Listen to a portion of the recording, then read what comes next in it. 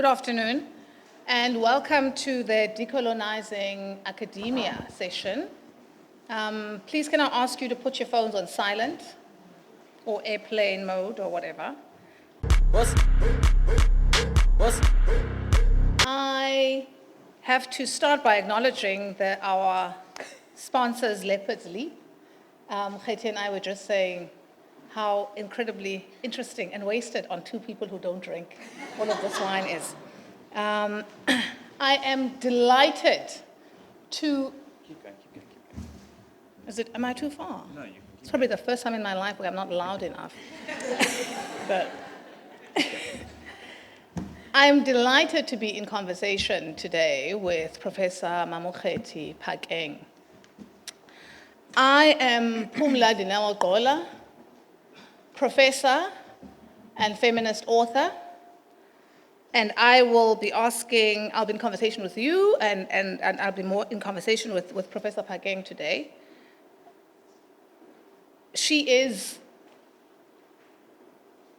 at Fab Academic on Instagram and Twitter. I am at feminist_rogue on Instagram and Twitter. We are our full names on Facebook. Open Book is at Open Book Fest on Twitter and Instagram. And please use the hashtag OBF2018. So we're happy for you to tweet anything that happens in this session. As I've said, I'm Pumla Gqola, professor and feminist author. So we'll get right into it. Professor Mamokgethi is a renowned mathematician. She's one of those people that makes me wish I was a lot younger than she was, and so that maths was not as scary. I did do maths up until matric, but I think I was very relieved when I when I closed that last book. She certainly makes mathematicians and maths look like something that we should all aspire to. She's a renowned maths educator whose scholarship and methodologies are used across the world. She's also an academic administrator and the Vice Chancellor of the University of Cape Town.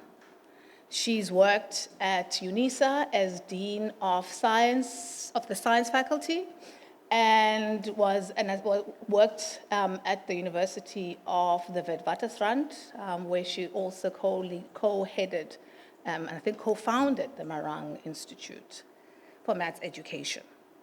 So I'm thrilled to have this conversation with her. We'll talk about a whole range of things. We'll talk about UCT. I know there's a lot of UCT people here who want lots of UCT type questions. We'll talk about the academy. We'll talk about a whole range of things. So I'm just going to get straight to it. And at the end, of course, there'll be room for a few questions from you. Mamokgethi.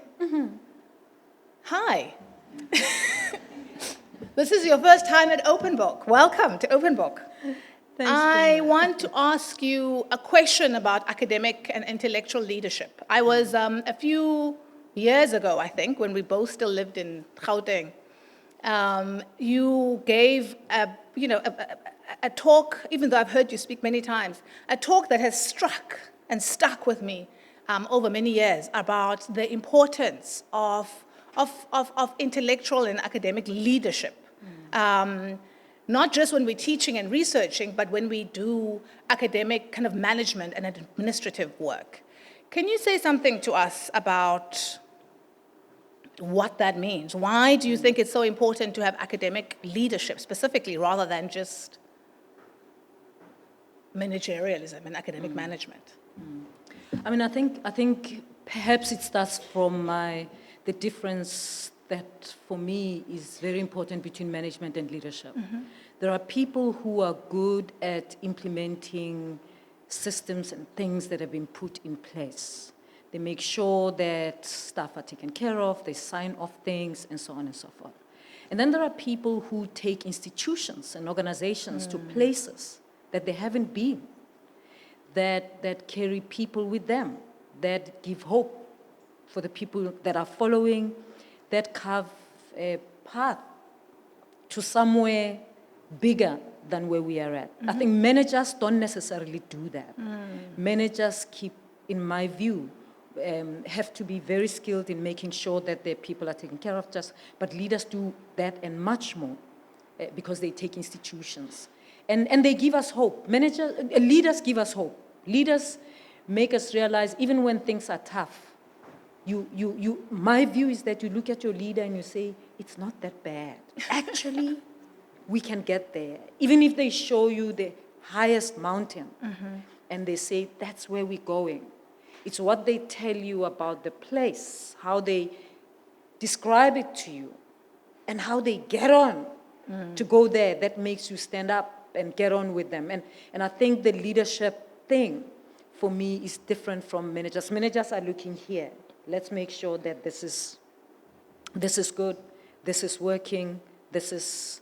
But in an academic environment, of course, you need different kinds of leaders. I mean, there are people who will take institutions there as leaders, but there are also research leaders who don't take necessarily institutions. They take the discipline somewhere. They take the discipline to where it's never been. This 40-year-old problem that no one has been able to solve, that they can tackle it patiently, get onto it. Or this black box that we've been looking into from one side, and they can say, but that gaze doesn't tell us enough about what's going on here. We've got to explore other gazes. So they also take the discipline elsewhere. So and in an academic environment, sometimes there seems to be an idea that the kind of leadership that's valued is when you're an executive, when you're an administrative leader. And I've been talking to colleagues to say, there are scholarly leaders who take disciplines elsewhere. In fact, if they were not there, this business of academia wouldn't be what it should be. But they are not necessarily valued as much as executives are, and I think they should. And as someone who's both an academic leader and an administrative leader, do you think that there are specific things that you bring precisely because because of your work, of your leadership work in both of those, at UCT specifically? Yeah. I think I bring legitimacy to the academic environment. And I mean, sometimes when I talk about my job, my work as an executive, as a leader, I say it's a job. And I talk about what I do as an academic, as a career. And I say, people know that I describe myself as an academic, because I am an academic, and I feel that that's actually what gives me credibility in my job as an executive. And my executive job, I mean, I've got long sessions where I talk about the difference between a career and a job and how they fit into one another and what makes them work better, and I use mathematics to explain that, the set theory to do that. Okay, but we're not going to do that today.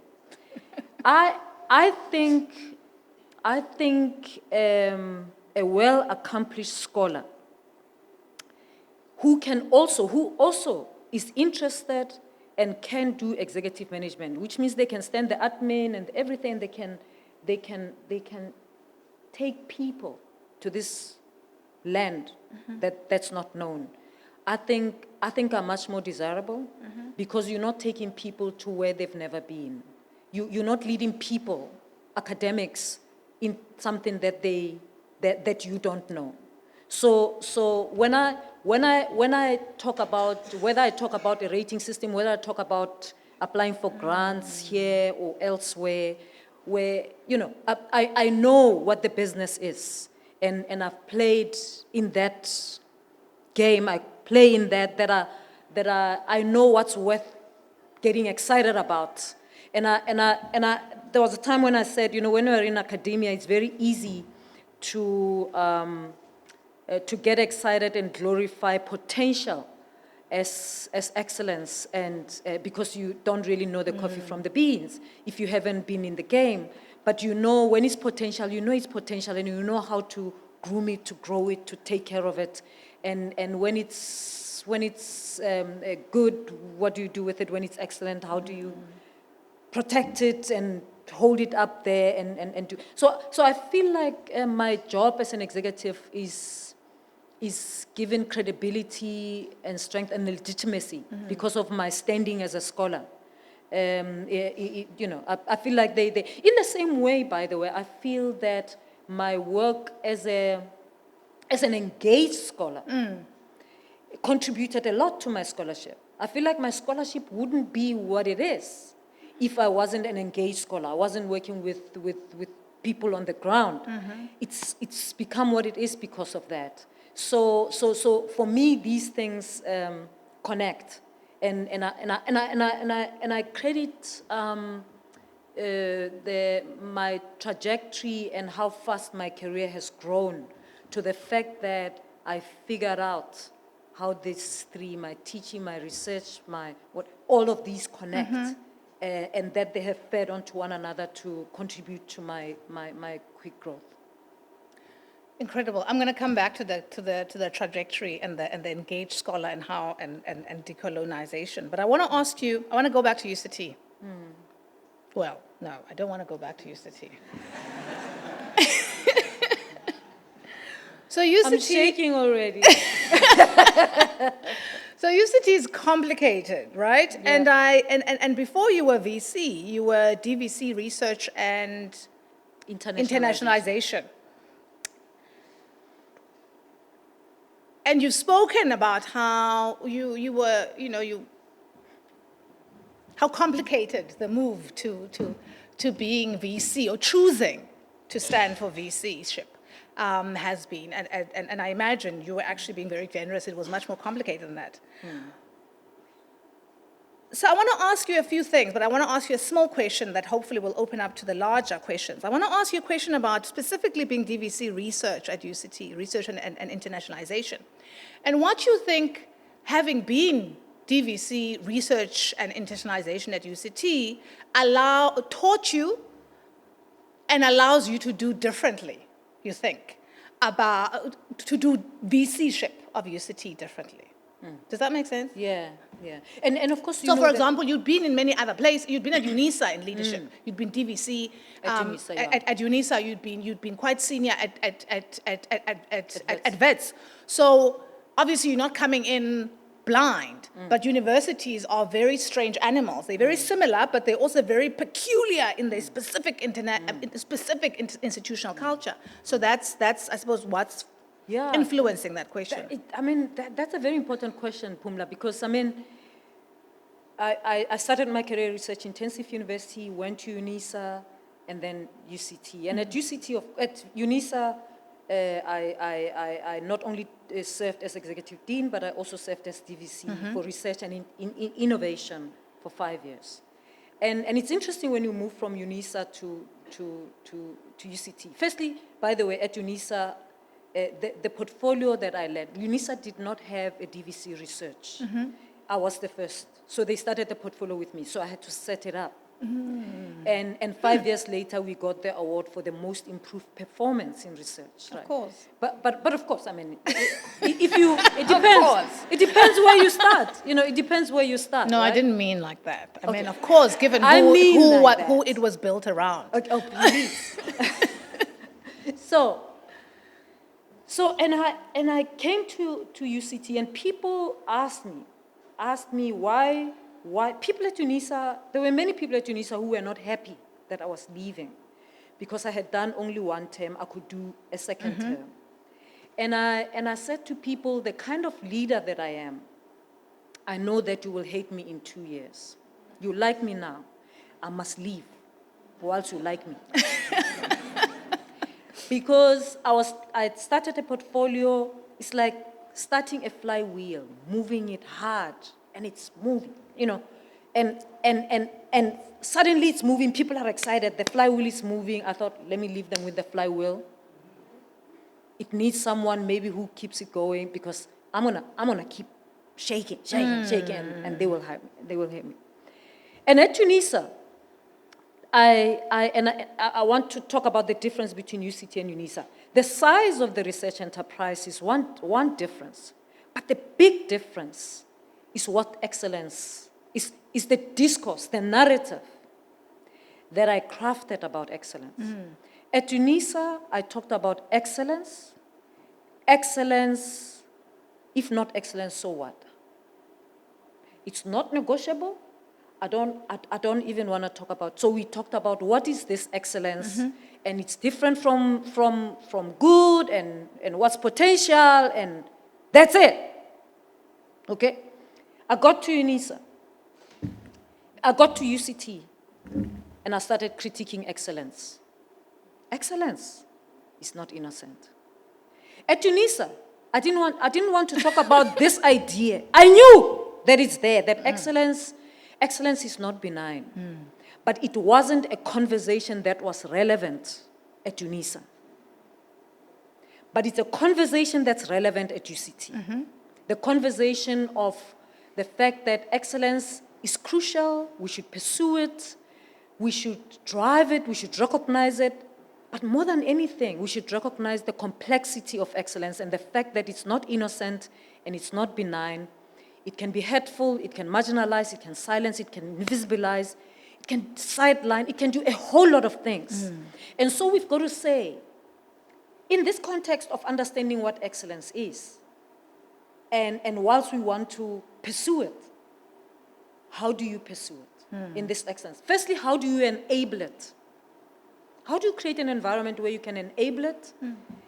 At UNISA, there wasn't even time to critique how it shows up, if I call excellence. At UCT, I can critique how it shows up and why it's problematic that excellence shows up in that way when I call it up. It shouldn't.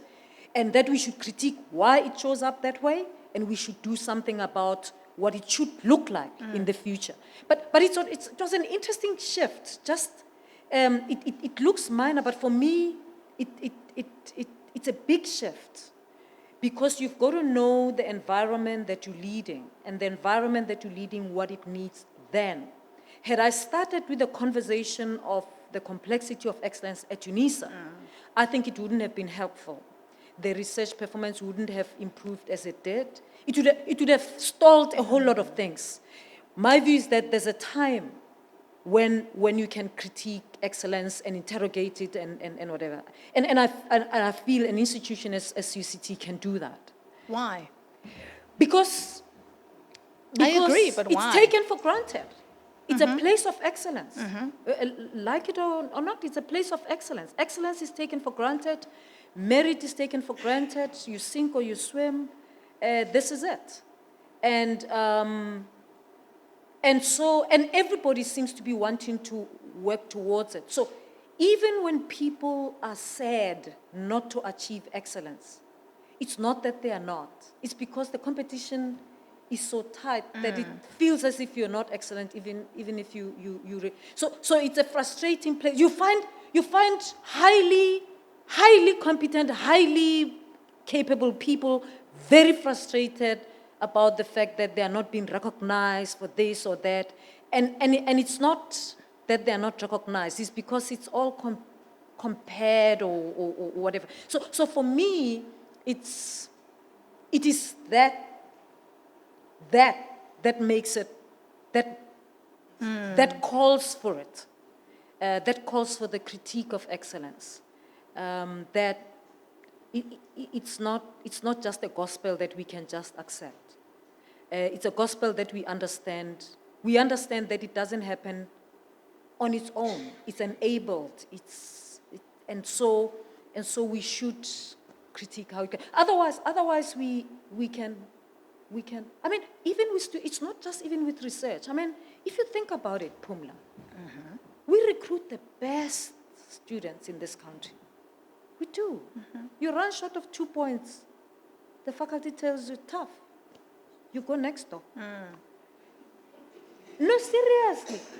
And then when they don't do well, nobody goes back to say, hey, people, by the way, this is the creme de la creme that we selected. Why? Why are they failing the first test? What? You know, I feel like it's an environment where we need to challenge ourselves, because I wonder when the way we select, when students don't succeed at UCT, where do they go? And then I say, they're so smart. What are they going to do? Good or bad? It's gonna be outstanding, man. I mean, even if it's bad, it's gonna be outstanding because they're gifted students. So, but it's that kind of thing that I think we should challenge ourselves, because a place of excellence I think it's a tough place. You were a student there, so Yes, you know that. I was going to say. I mean, one of the interesting things for me is, of course, that with everybody else in the room, you have on stage 2 African women full professors, and we make it look good, and we make it look easy, and we make it look good. I'm not going to apologize. You know, I keep saying to people, give credit where credit is due, and someone sent me a thing from the feminist something, that's website, and it said, take credit when credit is due. So now I'm trying. It's like one of my meditations this week. Take credit. It's harder than giving credit. But anyway, and so of course we're sitting here and we make it look good. But I mean, of course we are an incredibly rare thing in this country 24 years in, right? And it's a difficult, it has everything to do with excellence, right? So because on the one hand, of course you are excellent. Of course, there's absolutely no question about it. And at the same time, of course, the discourse of excellence is exactly why full professor African women are such a rarity in this country. And of course, UNISA and the black institutions skew the numbers, because the numbers are actually much worse than the percentages are ridiculous. And we know it's not about the lack of excellence. It's about, as you were saying, about the construction of excellence and what excellence, who the face of excellence is, and all of that. And like you say, of course, I went to UCT. And UCT was a very interesting experience for me. Because on the one hand, UCT was incredibly enabling, right? There were certain things I could take for granted. You know, I chose it very deliberately. Even as someone who finished matric in 1989, apartheid South Africa, right? We didn't know 1990 was going to be what 1990 was. And 1990 is still apartheid South Africa, but, you know, was a matric in 1989. And I chose UCT very consciously, and I stayed at UCT for 3 years. And some of my best friends are people that I met at UCT. So it is incredibly valuable, and there were things that I was able to do because I was at UCT versus other places. At the same time, UCT was a place that was incredibly damaging. And so I've had this ambivalent relationship with UCT over the ages. And of course, when you became VC of UCT, I had to confront UCT in a very different kind of way, right? So, you know, I had to think, okay, well, you can't just be passive aggressive now.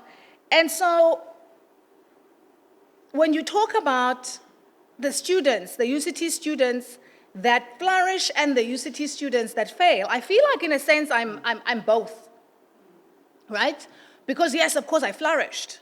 But I think also part of what I'm saying, and several other students of my generation, you know, I mean, the master's experience at UCT broke many of us, right? And we've recovered in various ways and continue and excelled. But that, in many ways, is the exceptional story, right? And very often when we think about failure and success and failure and excellence, we think it's embodied in different bodies. I mean, I have friends who were so broken by that MA experience that they left the academy. Yeah.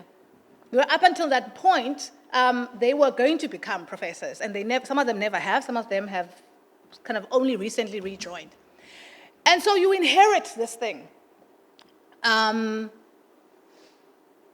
You take on the role, you choose to stand for VC, you are VC, and you've chosen it.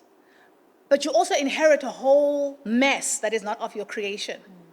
And also many kind of ambiguities and paradoxes about that you are going to have to answer for in very interesting ways. So now, as an alum of UCT who's now more favorably disposed than she's been since honors, why UCT? Why VCship of UCT, given the landmine.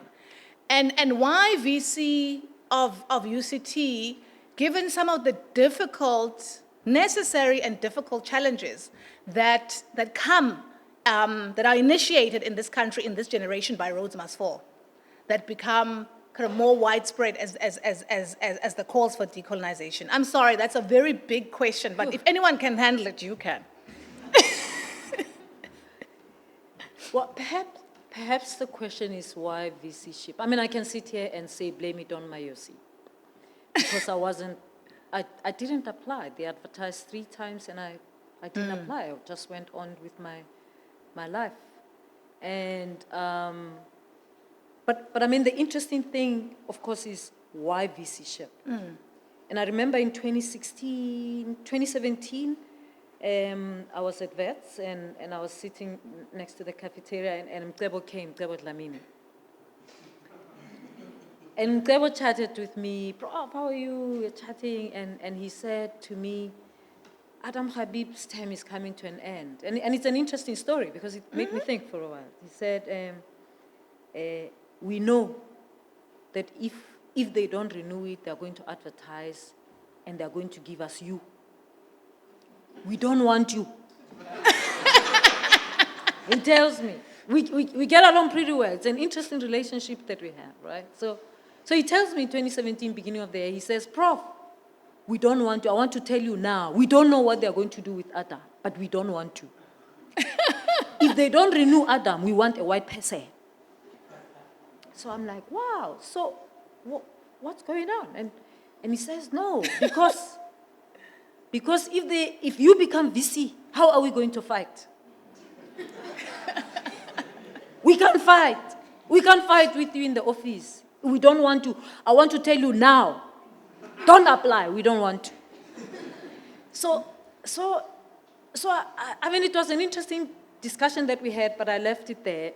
And the idea of being VC has been on the radar screen for a while. I mean, I had been approached from the time I was dean at UNISA. I was approached to apply for this VCship, that VCship, and I've always said, no, you know, it's important to walk the journey. You don't buy experience. You've got to have the experience, and I wanted the experience.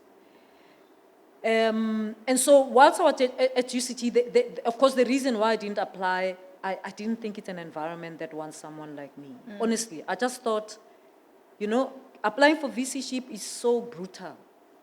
The process. Absolutely. The process is public, it's excruciating, and then you don't get the job. And then you must sit at the place.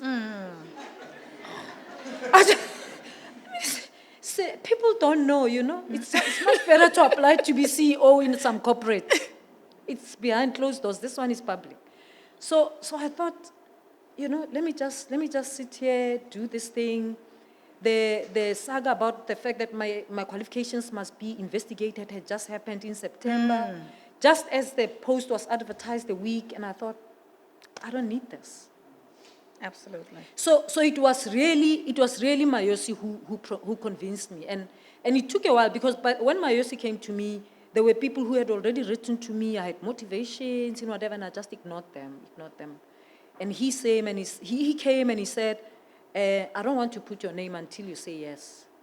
And I'm being sent here. I'm not the only one. There's many of us. They sent me to come and talk to you, and he gave me all the reasons. And I you know, he sat there until I said yes, and then he left. And I remember that I didn't submit the application on the day that they had said, because remember that they advertised, and then now they're searching, and you know. And the day I submitted, it was like quick. And my first paragraph of the application letter, I'm telling them how crazy it is that anyone can ever want the job. And then I tell them how they can try me. So I mean, I tried it. And the reason I accepted Mayosi's challenge is because Mayosi said to me, you know, he said UCT is important. It's important. This is an important institution in the country and in the continent. And we as black people can complain about transformation as much as we like. But if we don't take the responsibility to make it happen, then who do we think is going to make it happen? And he said, you've got the stature, you've got the academic credibility. We think you must do it. We will be here, we will support you, but we need someone to lead us. And he was right, but I also know that you're not a person who says yes, no matter how much the pressure. If you're not convinced that you can bring something dynamic and energizing and interesting and rewarding to the project. So I hear you. Do you think UCT needs decolonizing? Right.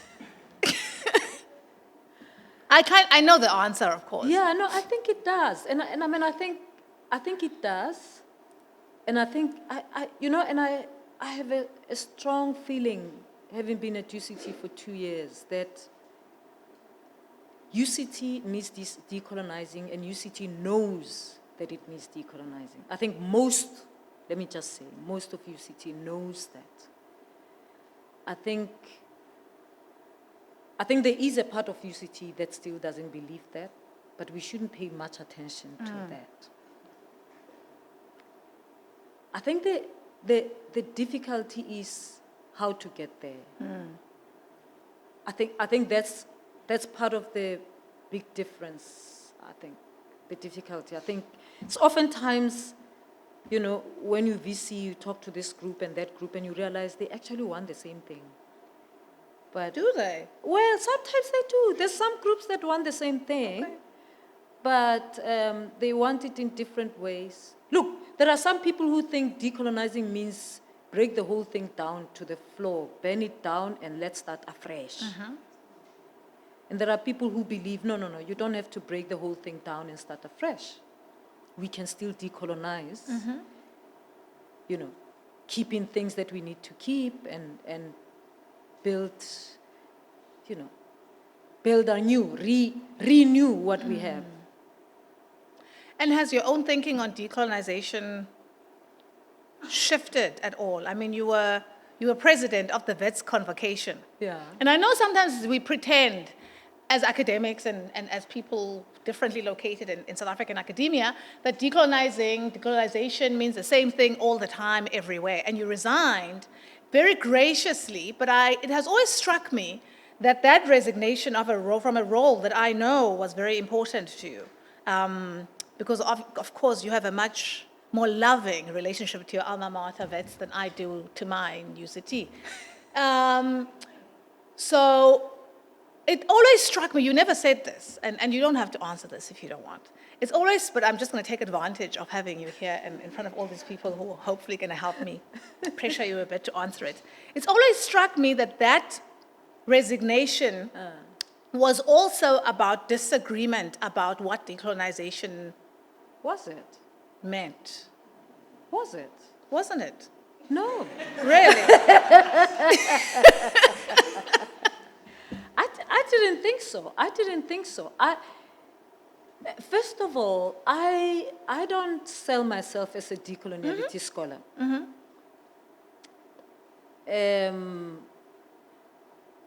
I don't even remember that. I think I wrote... Okay, let me tell you why. Okay, right, yes. Go ahead. So we're products of the era where we talked about changing the academy in terms of transformation, right?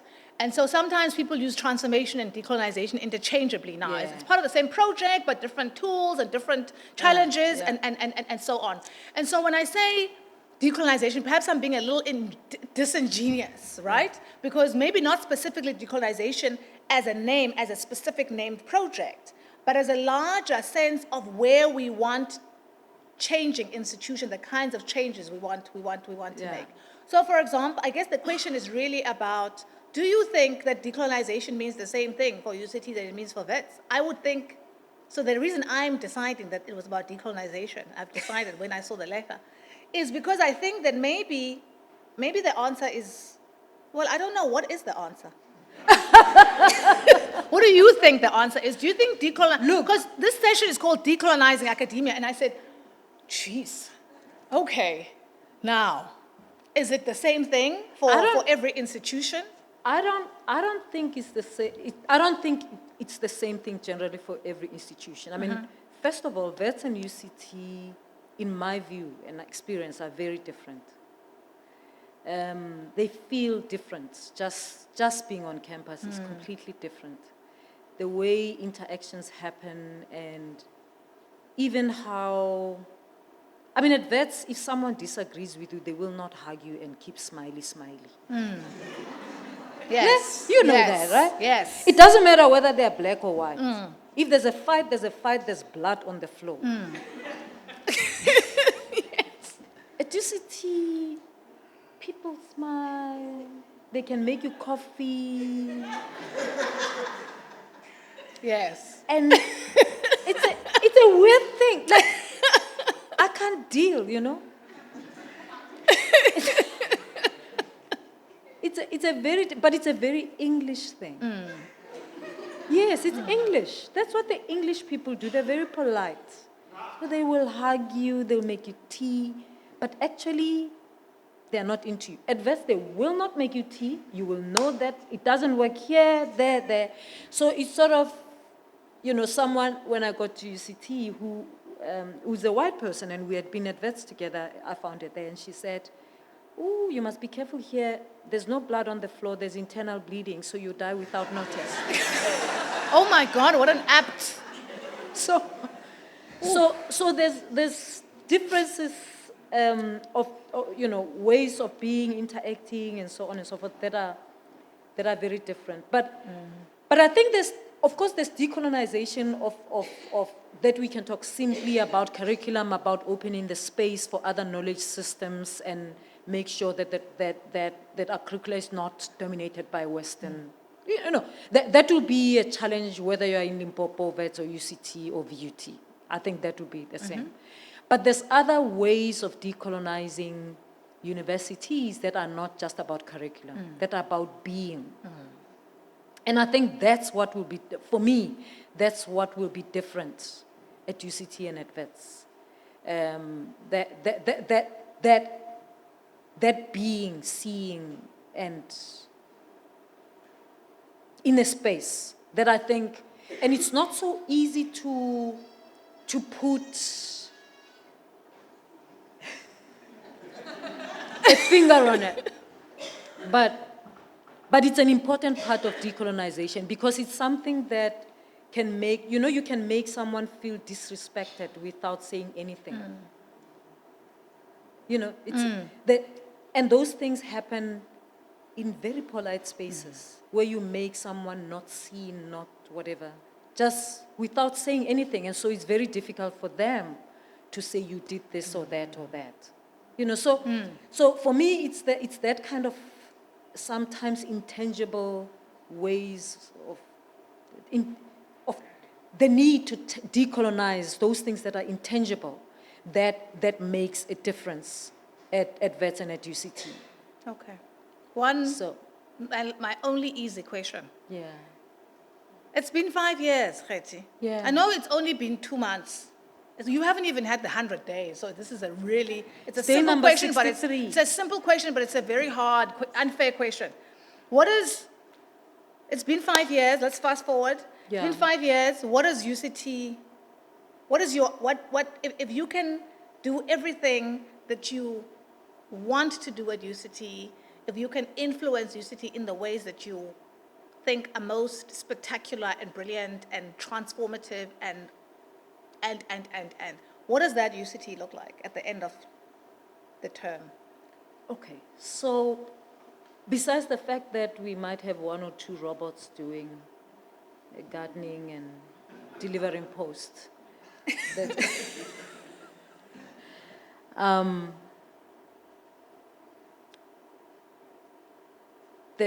I'm going to mention this one thing. You know, I wish for a university where we are able to generate income, that we don't have to have fights about salary increments and so on. Sort of, we have a wing that's called UCT Business or UCT Enterprise that does much more generates income, and we can be sorted, postgraduate students and stuff like that. I wish we could do that. I wish we had, in 5 years, we've got more presence in Philippi, Worcester, Belleville. Some presence there that's not a mobile clinic that comes in and passes on. And the other thing is that a feeling on campus that doesn't feel like we are in Oxford. That when I look on the Jamie stairs, I can see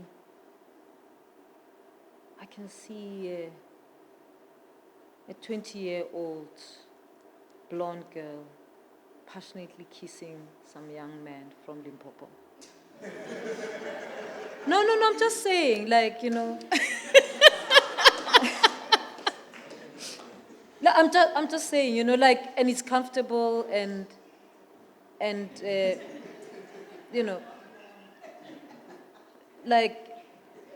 5 years, I'm just thinking 5 years, Tumani Mangwele is about to get a doctorate, and, Mastole is already submitted his PhD.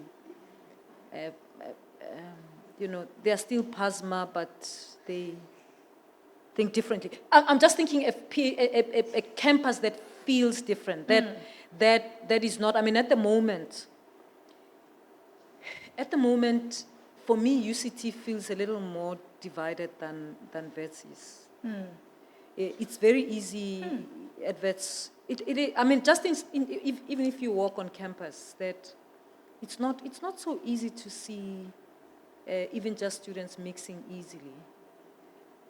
As you'd see students at the Wits lawns rolling, It's a different. So I'm hoping for a field that's much more inclusive. I'm hoping for a university that's much more present in Philippi, Khayelitsha, Gugulethu, Worcester, Belleville. I'm hoping for a university that's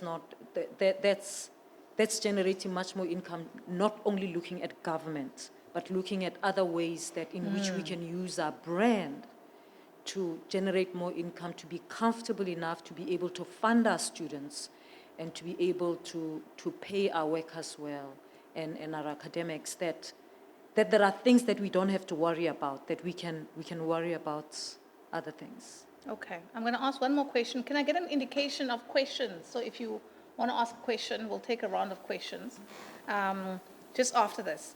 So you're all kind of doing like the people who are,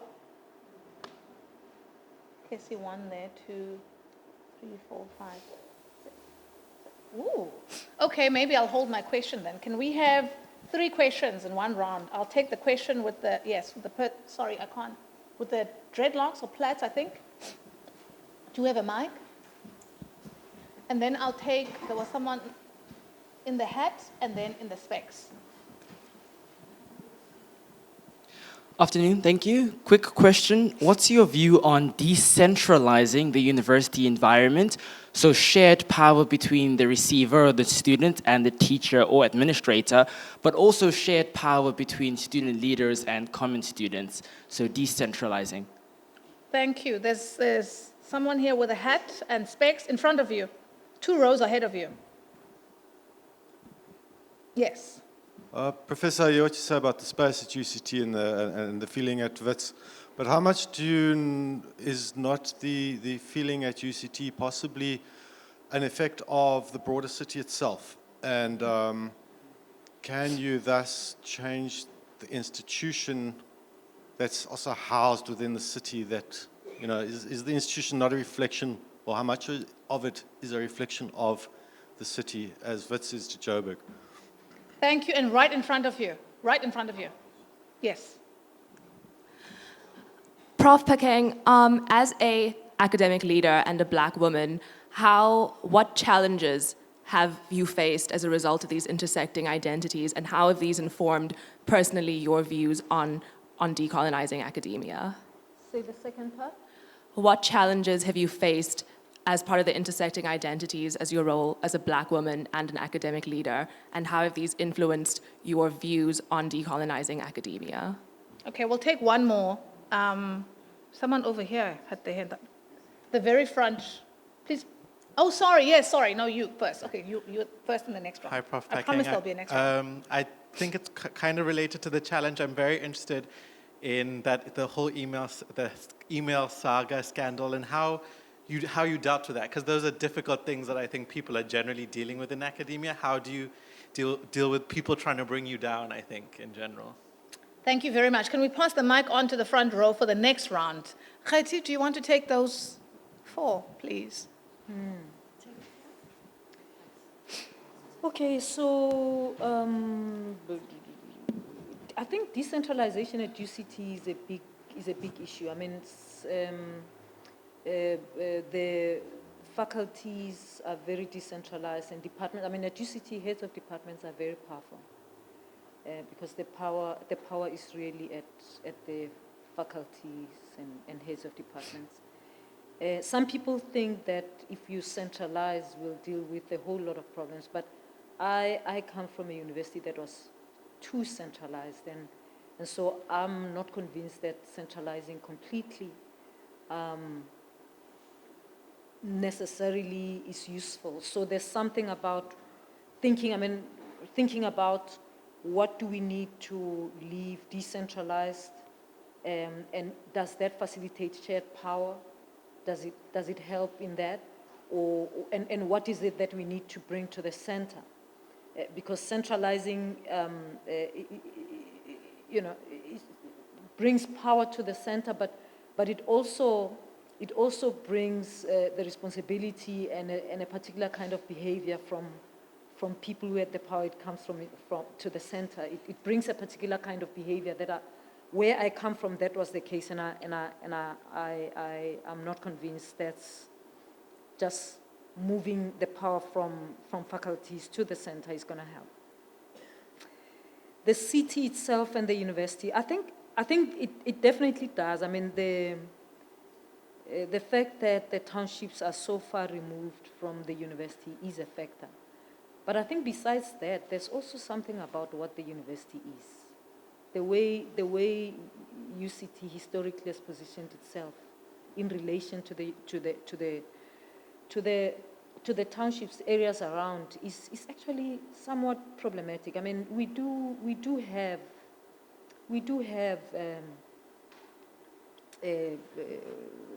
what can I say, links or centers or stuff happening in the township. But since I came, for example, we haven't been. I've been because I'm interested. That's why I know that there's Philippi. That's why I know what we have. I mean, even the Red Cross Clinic, there are some people in management who have never been to the Red Cross Clinic to see what's going on there. Which, so there's something about, even if you're there, and it's also how you enter a community. So if you enter a community with the idea that you come here to save people or whatever, I think we need to build relationships. Does the ward councillor know who we are? Do the church members know who we are? I mean, one of the things that I did since I was appointed in June and sometime in July, I visit churches in Langa, Gugulethu, whatever. It's a fascinating thing because when you visit these churches, the first thing that you get, by the way, is the guys who are security guards and cleaners at work. They are the deacons and elders at church. So I see them here, they're security guards and whatever. I get there, they're the ones in charge. They're the ones who walk after the bishop. They're the ones, so I subordinate myself to them. It changes a lot. I mean, we come back to work on Monday, it's a different relationship because you see them different. You can see there they are given the responsibility to lead hundreds of people, and here they come to work in a way they're assumed not to be able to lead. And I've been going to churches, and sometimes they give me an opportunity to talk, and I talk to them about what it means to own UCT. And my view when I'm in in Google Cholanga, whatever, I say to them, it is your university. And I think everyone, UCT is a public university. And I say to them, it's your university. And what does it mean to own a university when you're a community? And I talk to them about that. And I want us to be closer to the university to the community in that way. That even when they see a UCT office or clinic or research unit there, it is not there to take something from them or there to be the savior. It is theirs. They can contribute to it, they can protect it because it's theirs. So it's that kind of relationship that I want us, I'm looking for us to have, and we're doing now as the executive to go into those places rather than individuals going as I did since I came to UCT. Challenges of me as a black woman, intersectionality. It's a fascinating thing being a small little black woman. I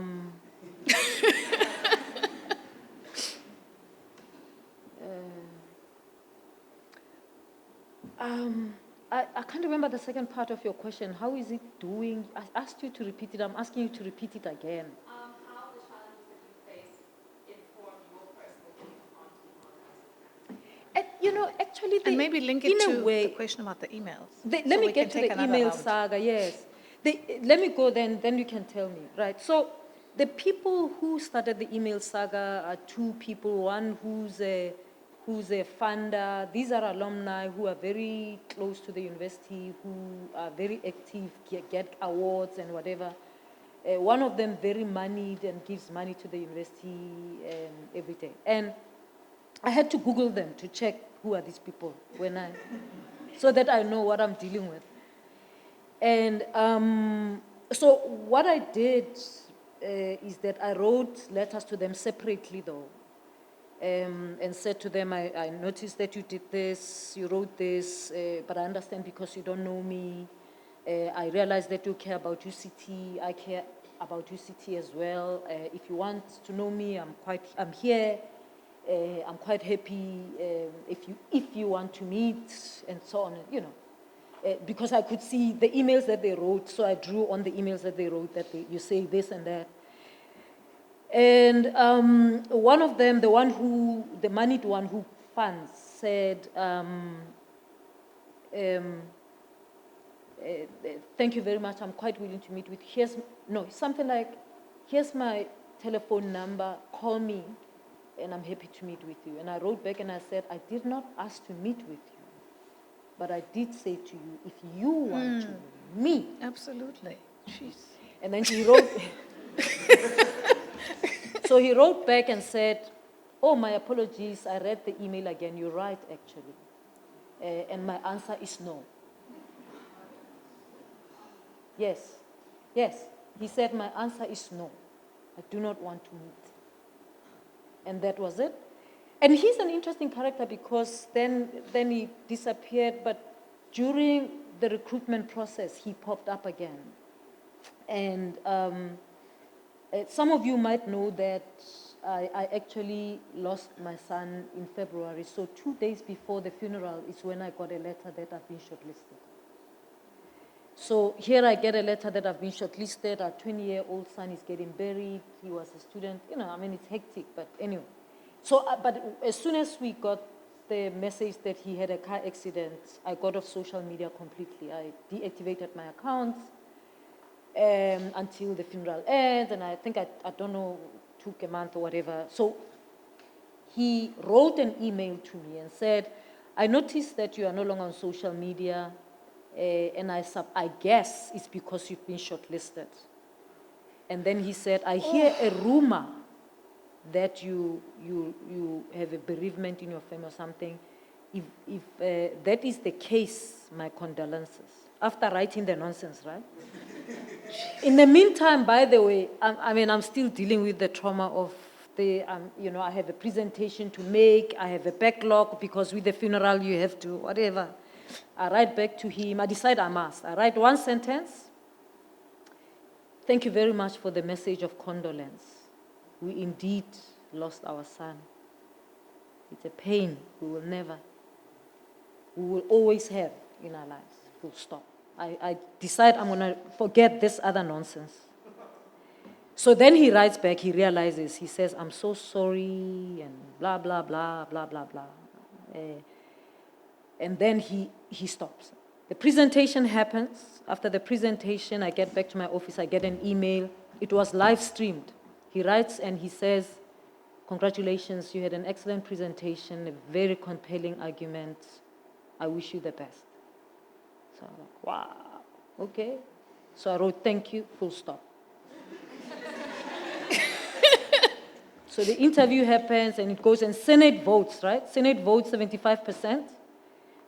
The day of Senate voting 75%, he writes an email, Senate scrapes the bottom of the barrel to get a Vice Chancellor.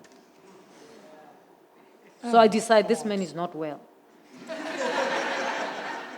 So I decide I'm not getting in here. And now somebody decides, because he doesn't write only to me, he writes to many people this stuff. And when the day council made the decision, he wrote and he said, I resign from UCT, I want nothing to do with UCT, don't ever write me anything, and I just kept going. The other one disappeared, by the way. After my letter, he said, I hope to see you at convocation meeting, that was it. But I don't think these people wrote, you see, these people did the email, I don't think it's because they know me. I think it's simply because I'm a black woman. And I think it's people who just make an assumption, you're a black woman, so you really clearly don't know. Because if you know me, my career has been so public that there's no way. Or you could just Google, so it's just an assumption. No, seriously, it's quite an easy thing you Google. So it's a... And the thing about it, the intersectionality of being a small black woman is constant. That if people don't know me, they do all sorts of things. But after many years of facing it, I'm quite comfortable with it. I'm going to have to break my promise. Perhaps you can tweet the question. She's very good, she'll answer. I'm going to have to break the question. We're out of time. I'm getting the signals, and people are starting to shake over the signals because I've ignored them. We're not going to take a second round because we're out of time. But please join me in thanking Professor Mamokgethi Phakeng.